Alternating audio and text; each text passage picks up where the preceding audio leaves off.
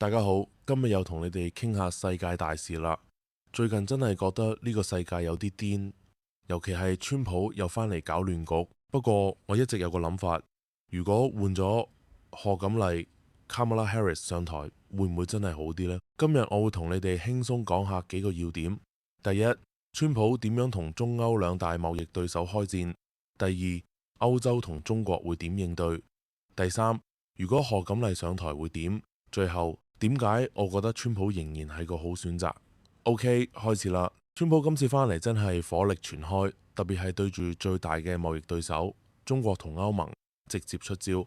歐盟呢邊果然唔出我所料，一邊話要傾，一邊對美國貨加咗25%報復性關稅。雖然話拖到5月16號先正式開徵，呢啲邊談邊打嘅招數，講穿咗就係爭多啲籌碼啫。但你有冇諗過？歐洲其實仲要靠美國撐場，尤其而家俄烏戰爭仲打緊，最後佢哋可能只係意思放幾槍，然後就收手。點解？因為歐洲經濟底氣真係遠不如美國。我琴日同一個導遊去咗西班牙 Segovia 玩，佢同我講，連西班牙呢啲經濟算唔錯嘅地方，日子都唔好過。佢話佢哋困咗喺少子化同樓價高企嘅死局入面。之前西班牙有個50萬歐元換居留政策，炒高咗樓市，而家政策取消咗，樓價仲係跌唔返落嚟。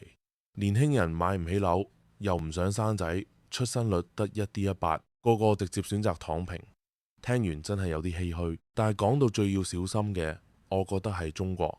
中國佬可能會硬撐到底，因為佢哋嗰個體制，你知啦，政權永遠大過人民。佢哋話唔定會大手拋售美債，連自己腳趾都砸傷都要穩住局面。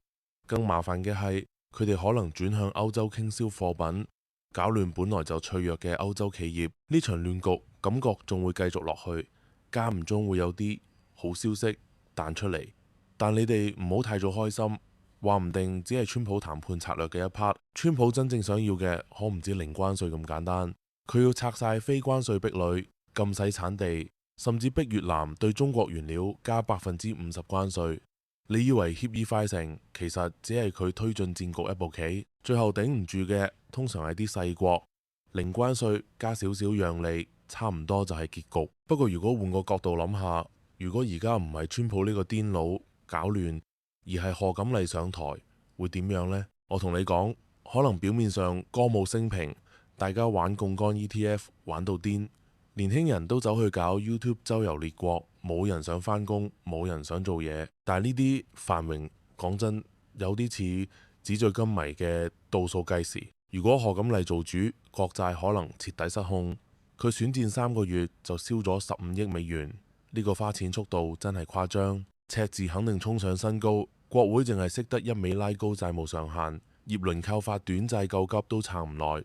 債權人拋售不停，10年期國債值利率壓都壓唔落，教育同醫療繼續爛落去，尤其係細路嘅教育，幾十年嚟一直跌，睇到都覺得慘。仲有傳媒早就救唔返，無論新聞定娛樂，基本上變晒民主黨嘅外圍組織，監察功能完全冇咗，製造業又死氣沉沉。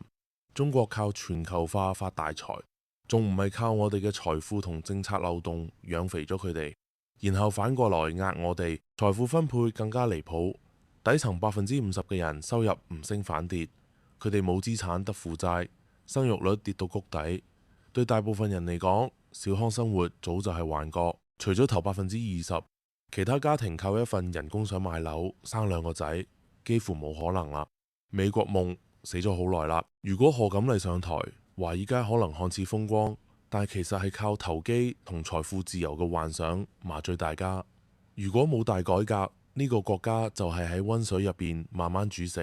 政治評論家 Victor Davis Hanson 講得好，民主黨有咩財經改革方案？冇，佢哋俾到嘅只有暴力、街頭恐嚇、對川普嘅法律圍剿、突襲海湖莊園、封殺州選票，甚至2次暗殺未遂嘅升級版。智庫、傳媒、學界呢，唔係理性討論，而係對川普嘅 Doge 團隊歇斯底里，對遣返幫派例如 Trendy Aragua 大叫抗議。佢哋連基本嘅預算、關稅、勞動力改革建議都拎唔出，淨係識攞道德旗號洗腦自家選民。民主黨主張啲咩？微型關稅、零關稅、自願公平貿易，太天真啦！佢哋對每日30億美元利息同逼近37兆嘅國債視若無睹，125% GDP 嘅債務比，佢哋有冇諗過點搞掂？AOC 知唔知年度債息已經多過國防預算？佢哋嘅解法係乜？對富人加稅，由37%拉到60%，搞亂南州中產階級變稅奴，支持增值稅、印銀紙救國，定係玩現代貨幣理論？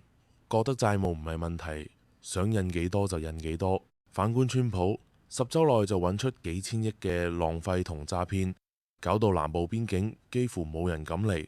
伊朗收手，胡塞無聲，甚至俾我哋見到烏克蘭戰爭可能完結嘅希望。主流傳媒點回應？封